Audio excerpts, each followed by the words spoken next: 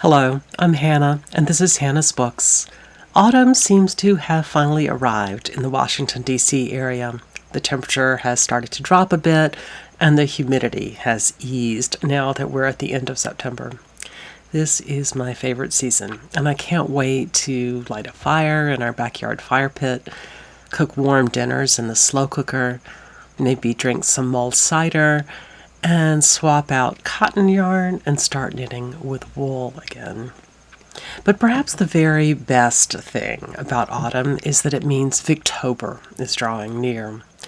I started my channel 3 years ago, in September of 2019, and Victober was one of the first big reading events in which I participated, and I'm thrilled to be able to join in again.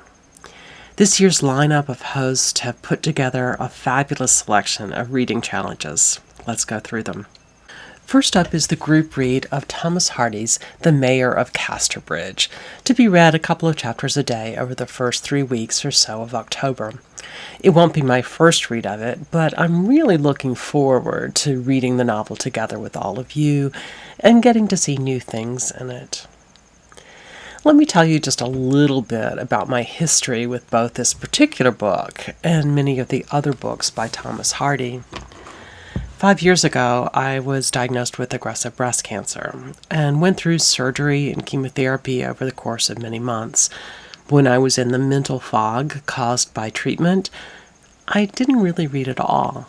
My spouse David read aloud to me often, sometimes even during my infusions, but I often fell asleep before he had gotten very far in a book. After treatment finally ended and I had a while to heal, my interest in reading and my ability to read started to return. At first, I read a couple of short and powerful memoirs about illness and grief, but within a week, I picked up my very first Thomas Hardy novel, Tess of the D'Urbervilles. I inhaled it in one day and absolutely loved it. The next day, I read Far from the Madding Crowd. On Wednesday, I read The Mayor of Casterbridge, and the week continued until I had read all of what many people call Hardy's major works, with the exception of Jude the Obscure. 1 book a day, back to back. Hardy is an author whose sense of place and culture is incredibly deep. And there's a lot of power for a reader in really immersing oneself in his world. Some of you might be thinking that rather than just immersing oneself, one might be drowning oneself in the morose and tragic stories that Hardy writes. I get your point, but to be honest, I was at a time in my life when Hardy's novels didn't seem any more morose and tragic than I felt right then. And his works actually helped me return to the joy that a daily habit of reading has brought me throughout almost all of my life. And so here I am, in what is in many ways a very similar situation, wondering if turning to Thomas Hardy might work again. Regular viewers know that my husband was diagnosed 4 years ago with glioblastoma, brain cancer with an average prognosis, a little more than a year. Despite the poor prognosis for the disease, he was lucky to have a very long time with no recurrence and very few symptoms. This summer, his cancer has grown, and his symptoms have increased. Even though he was the one taking chemotherapy, I seemed to be in a fog again that made it hard to read much other than memoirs about illness and grief. When I saw the Victober group read was The Mayor of Casterbridge, I started wondering if Thomas Hardy could do the trick for me again. So I've decided to spend this month with not only The Mayor of Casterbridge, but also some of the other Hardy books that meant so much to me when I was returning to literature after my own cancer treatment. In fact, I'm going to answer all of the Victober prompts with Thomas Hardy. I hope this won't scare too many of you off of my channel this month. In order to keep things from getting too depressing, I'll try to add in at least a bit of celebratory features I've done in previous Victobers, from silly costumes to discussions of my favorite teas and teacups, From finally responding to some of the many excellent tags out there, to perhaps hosting my son, one of my favorite young students of Hardy Literature, on this channel, if I can convince him to appear with me and he has time. And one of my favorite older readers, my spouse David, who's read no Hardy at least since high school, says he might be willing to give one of the novels a chance, especially if it isn't Tess of the D'Urbervilles. So let me go through the individual host challenges and which Hardy works I intend to read to meet those challenges.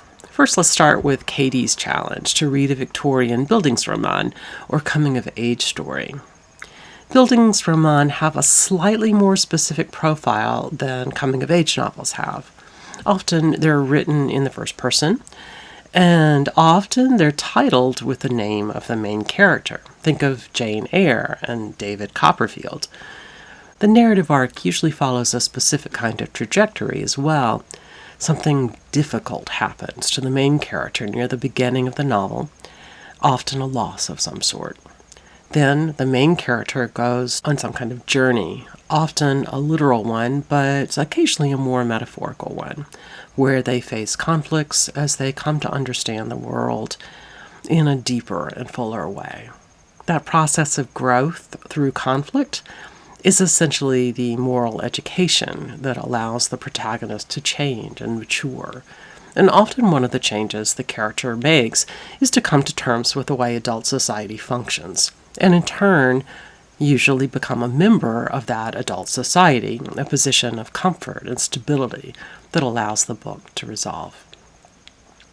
For this prompt, I'm going to read what I usually say is my favorite of Hardy's novels, Tess of the D'Urbervilles. This is clearly a coming-of-age novel, but is it a perfectly textbook bildungsroman? We have an innocent girl who faces a complication early in the book, goes on a journey where she matures, even though she faces conflict sometimes. But then, does she learn to fit in with social rules? It's a question I hadn't thought of before, and I'm looking forward to pondering that issue. Spoiler-free when possible, or with an announcement in advance if not possible, as I reread the book. The second challenge is from Kate Howe, to read a Victorian work with chronic illness or disability representation. What a great prompt. For this one, I'm going to read the other one of my two very favorite Hardy novels, Return of the Native, in which one of the characters loses much of his vision by, of course, studying too hard. In many literary representations, the physical disability of blindness is mirrored by the fact that blind characters are also emotionally blind. That is, they can't understand or see what is happening in their world. In some books, precisely the opposite is true. The physical blindness in the book is paired with an intense emotional vision, which blindness seems to magically provide in books. Lack of sight, in other words, offers the gift of insight. I'm looking forward to really considering how Hardy uses his character's blindness, not only literally, but symbolically or metaphorically. Okay, the next challenge is from Marissa at Blatantly Bookish, who asks us to read a Victorian short story or short story collection. My plan is to read stories from Thomas Hardy's The WESSEX Tales, a book I've never read. I'm especially excited to read The Three Strangers, a story set in the city Hardy calls Casterbridge, as in the mayor of Casterbridge. I don't think the plot of the story is connected directly to the novel, but it should be interesting to see how his portrayal of a particular place mirrors and contrasts how he creates the city elsewhere. On to Roz from Scally-Daddling About the Books, who challenges us to read some Victorian poetry. I'll be poking through some of Hardy's selected poetry, focusing specifically on poems originally published in his book Wessex Poems. I don't think I've really read any of Hardy's poetry, and I'm really looking forward to considering how it echoes themes and perhaps the tones of his main novels. And for the last prompt, we come to Petra, who suggests we read a Victorian book and then watch a screen adaptation of it. There are a ton of adaptations of Thomas Hardy novels, and I'd love to watch several of them if I have time. I'm most interested in two of the Hardy adaptations made by Michael Winterbottom. One is The Claim, a retelling of The Mayor of Casterbridge, set in the Sierra Nevada mountains during the early days of California when mining for gold drew people to the area. And I'd also like to watch Trishna, a retelling of Tess of the D'Urbervilles set in contemporary India. I have one more book on my list, and if I don't have time to get to it this month, it might just work for Nonfiction November, and that is a biography of Thomas Hardy by Claire Tomalin. Although I have a print copy downstairs, I ran across an audio recording of the book on my library's electronic borrowing site, and I might try listening to it instead. We'll see.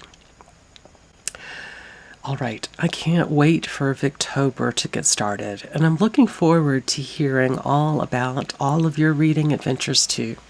I don't think I associated Victorian literature with autumn in any way before I discovered BookTube, but Katie and Kate and all of their associates have totally made that link absolutely indelible for me.